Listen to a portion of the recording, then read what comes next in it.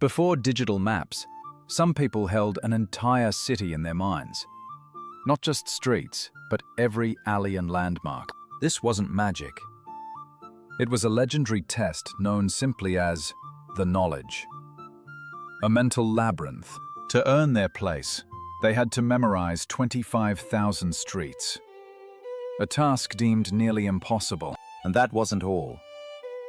100,000 points of interest had to be committed to memory, a living, breathing atlas built inside a human brain. But how could any mind contain such a world? Our story follows one such aspirant, beginning his journey on a small, battered moped against the city's scale. He wasn't just learning a route. He was attempting to physically rewire his own mind. This process would change the very structure of his brain, a feat proven by science years later. The journey would take years. Many would try, but most would ultimately fail the intense test.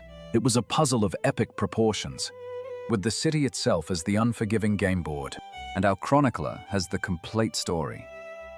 Every twist, turn, and forgotten corner of this quest. How did they do it? And more importantly, why would anyone even attempt such a feat? The answer begins with a promise. The promise of becoming a true London cabbie. It meant more than a job. It was a key to the city. A respected craft passed down through generations. The reward was immense. A life of freedom and the pride of mastering the world's greatest city. But the gamble was just as great. Years of life would be dedicated to studying the city's secrets. Their lives revolved around a single book. The famous Blue Book, containing 320 official routes. These routes, or runs, formed the skeleton of their mental map, the foundation for everything. Day after day, he would trace these runs on his moped, rain or shine. Over and over again, each run was a story. A sequence of turns, landmarks, and potential hazards to memorize. This relentless repetition was the first step in forging new pathways in the brain. The financial cost was steep. Many quit their jobs, betting everything on passing the knowledge. The mental strain was even greater. A constant state of mapping, memorizing, and reciting. It was an obsession. A total commitment to transforming perception into a perfect internal GPS. But memorizing routes was only the beginning. The real test was far more demanding. They had to know the city not as a series of lines, but as a three-dimensional space. This meant linking thousands of points of interest, connecting the dots of London's vast memory. The stakes were clear. Absolute mastery or complete failure. There was no middle ground. So how did he begin to build this mental palace? Not with streets, but with landmarks. He learned to see the city as a collection of stories. Each building, statue, and park, a chapter. This technique is called linking. Creating a narrative chain from one point to the next. He would visualize the journey in his mind's eye, a movie playing out behind his eyelids. The brain, it turns out, is exceptional at remembering stories and locations over abstract data. This ancient memory technique was the key. The secret to unlocking the city's complex code. But the map wasn't flat. They had to account for one-way streets, turn restrictions, and traffic flows. It was a dynamic, four-dimensional puzzle that changed with the time of day. Then came the real test, the appearances. An oral exam with veteran examiners. They would be asked to call over a route between any 2 points in the vast city. The aspirant had to recite the shortest, most direct path instantly. No hesitation allowed. Every left turn, every right turn, every landmark passed, all from memory, under intense pressure. A single mistake could mean failure, forcing them to return weeks later to try again. This is where science confirmed the impossible. Scans revealed their brains were physically larger. The part of the brain responsible for spatial memory, the hippocampus, had actually grown in size. They hadn't just learned a map. They had built a new wing onto their own mental architecture. This neuroplasticity was a stunning testament to the brain's ability to adapt and grow through effort. Our aspirant felt this change. The city no longer felt like a maze, but a home. He began to see the runs not as lines, but as arteries, pulsing with the life of the city. His internal map became richer, layered with history, shortcuts, and the rhythm of London's daily life.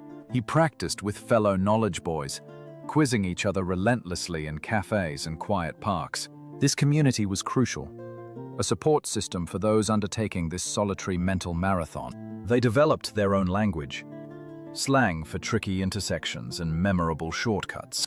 After months of failures and small victories, he felt a shift. Confidence began to replace anxiety. He returned for another appearance. This time felt different. The city was with him. The examiner named the points. Manor House Station to Trafalgar Square. A classic, tricky run. He took a breath, and the city unfolded in his mind, clear as day. The path was obvious. "Leave forward on your left," he began. "Right Finsbury Park Road." The words flowed effortlessly. He was no longer reciting. He was navigating, guiding the examiners through his personal city. This was the breakthrough. The moment the immense dataset became true intuitive knowledge. The brain had finished its incredible work of reconstruction. A new reality was built. He didn't just know the way, he understood it. He felt the flow of the streets. The examiners saw it too. The hesitation was gone, replaced by the calm authority of a master. This intricate system was humanity's answer to navigating complexity before the age of computers. A beautiful, organic algorithm of memory, association, and relentless hard work. The final appearance was a formality. He had already become what he set out to be. He knew every stone, and as the chronicler says, every stone carries a story. The great gamble was about to pay off. The city was finally ready to give him its key. The years of sacrifice, the endless miles on the moped, were all leading to this single moment. The impossible map was complete. Now, it was time to put it to use. With the green badge, he was reborn. No longer an aspirant, but a guardian of the city's ways. His first passenger hails him. A tourist, lost, asks to go to a tiny, obscure museum. Without a glance at a map, he just nods. Of course. The knowledge is now instinct. He navigates the labyrinthine streets with a grace and efficiency that seems like magic to his passenger. This was the true power of the knowledge. A human connection to place, beyond technology. For decades, these human guides were the undisputed kings of London's roads. Their skill was legendary. Then, a new kind of map appeared. One that lived in a small, glowing device for everyone. The age of satellite navigation had arrived, challenging this centuries-old tradition of human memory. But does a digital line on a screen truly replace a lifetime of embedded knowledge and stories? The knowledge shows us that our minds are capable of building worlds, of incredible, beautiful complexity. It's a reminder of the power hidden within us, waiting for a challenge big enough to unlock it. If you believe every stone carries a story, subscribe to continue the journey with our chronicler.